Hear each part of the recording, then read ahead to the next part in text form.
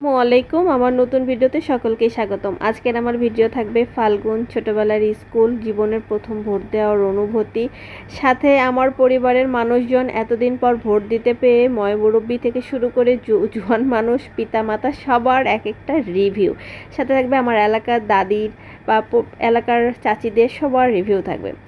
কেমন আছেন সকলে? ভিডিওগুলো আমার বেশ কিছুদিন আগের ব্যস্ততার কারণে আমি দিতে পারিনি, তো আমি চলে আসছি মার সাথে ভোট দিতে। ভোট যে একটা কেন্দ্রে শুধু ছেলেই হয়, একটা কেন্দ্রে মেয়েই হয় আমার জানা ছিল না। তো আমার স্কুল সাদ্দেশ্বরী বালিকা উচ্চ বিদ্যালয়ে আমার ছিল হাই স্কুল, তো এই স্কুলেই আমার ভোট কেন্দ্র। ওই যে বলে না, রথ দেখা হলো, মেলাও দেখা হলো, কলা বেচাও হলো, তো বিষয়টা হচ্ছে এমন। তো ছোটোবেলার স্কুলে চলে আসছি। যখন স্কুলে পড়তাম তখন ভাবতাম যে কবে বড় হব, কবে একটু স্কুল থেকে মুক্তি পাবো, কবে স্যার ম্যাডামদের থেকে মুক্তি পাবো। আর এখন ওই সব দিনগুলোকেই মিস করি। বান্ধবীরা, সেই সবের বান্ধবী সবার বিয়ে হয়ে গেছে, আলহামদুলিল্লাহ। অনেকের বাচ্চা আছে, অনেকের বাচ্চা আবার বড়ও হয়ে গেছে, অনেকের বাচ্চা আবার এই স্কুলেও পড়ে।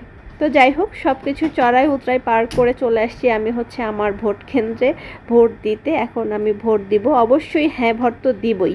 সেখানে হ্যাঁ ভোট আমি দিয়ে মা মেয়ে মিলে গল্প করতে করতে পুরো রাস্তাটা হেঁটে হেঁটে বাসায় আসছি। যদিও আমার বাসা থেকে স্কুলের দূরত্ব খুব বেশি না, যাওয়ার সময় অটোতেই গেছিলাম, আসার সময় ভাবলাম যে সব কিছু একটু দেখতে দেখতে, সবার ভোট কেমন হচ্ছে দেখতে দেখতে আসি। তারপরে বাসায় এসে আমার দাদুর সাথে দেখা, দাদির সাথে দেখা।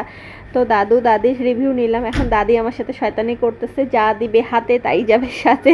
তো আমি ওনার ভয়েসটা দেইনি আর কি। তো সবাই মিলে দুষ্টামি করতেছিলাম। তো দাদুকে বললাম কেমন লাগলো ভোট দিয়ে। দাদু বললো ভালোই লাগলো, অনেকদিন পর।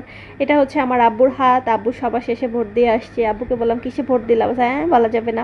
তো যাই হোক, বাবা মেয়ে মা দাদু সবাই মিলে জীবনের প্রথম ভোট দিলাম। ভোট দেওয়ার অনুভূতি যে আমি বাংলাদেশের একটা নাগরিক, আমি কোনো দেশের একটা নাগরিক, আমার নিজস্ব একটা অধিকার আছে বা আমার মতামতের একটা গুরুত্ব আছে।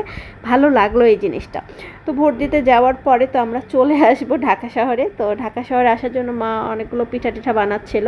আবার আমি শ্বশুর বাসাতেও যাব, আমার শাশুড়ি এই পিঠাটা পছন্দ করে। আমরা এটাকে বলি মালপোয়া বা পাকুয়ান পিঠা, ওই এক এক দেশের বলি এক এক রকম। তো যাই হোক, মা পিঠা বানা দিচ্ছিল আমার শাশুড়ির জন্য, কারণ আমি ভোট দিয়ে আবার আমার শ্বশুর বাসায় যাব, ওনার সাথে একটু দেখা করে আসব। তো যাই, যদিও 2 দিনের জন্য, একদিন রাস্তা যেতে আসতে শেষ, একদিন বাপের বাড়িতে অর্ধেক বেলা, তার বাকি বেলা শ্বশুর বাড়ি, মানে জার্নির উপরেই থাকতে হয় আর কি। এই হলো অবস্থা। তো যা বলছিলাম যে ছোটোবেলার স্কুল, যখন যে পরিস্থিতি থাকি তখন মনে হয় এই পরিস্থিতি থেকে কবে উঠবো, আর ওই পরিস্থিতি চলে গেলেই তখন মনে হয় ওই সময়টাতেই ভালো ছিলাম। তো দেখেন, আমি আমার শ্বশুর বাসায় চলে আসছি। মামুনির কিন্তু ইচ্ছা করেই চুলায় রান্না করে, ওনাকে আমরা না করি, কিন্তু বাসায় অনেক খড়ি পাতা, তো উনি বলে এগুলো অপচয় হবে, তাই আর কি উনি রান্না করে। তাছাড়া কিন্তু ঘরের ভিতরে ইলেকট্রিক চুলা আছেই। তো যাই হোক, যে যেটা করে খুশি থাকে, তো ওটাই ভালো। তারপরে আমি আবার বাসায় চলে আসি। আমাদের বাস ছিল রাত 9টায়। এখন দাদু খাচ্ছে। আমি আসলে দাদুর খাওয়ার ভিডিও বা দাদুর যে কোনো মোমেন্ট আমি চাই একটু ক্যাপচার করে রাখতে, এগুলোই মেমোরি, সবার ক্ষেত্রেই চেষ্টা করি আর কি। তো যাই হোক, দেখতে দেখতে যাওয়ার বেলা চলে আসছে, বাসে উঠে গেছি। ওই যে ঠিক স্কুল দেখতে দেখতে শেষ হয়ে গেছে। ওখানে গিয়ে আমি আমার বান্ধবীদেরকে অনেক বেশি মিস করছি, অনেক স্যারদেরকে, যেহেতু ভোটের দিন কেউ ছিল না। এই তো।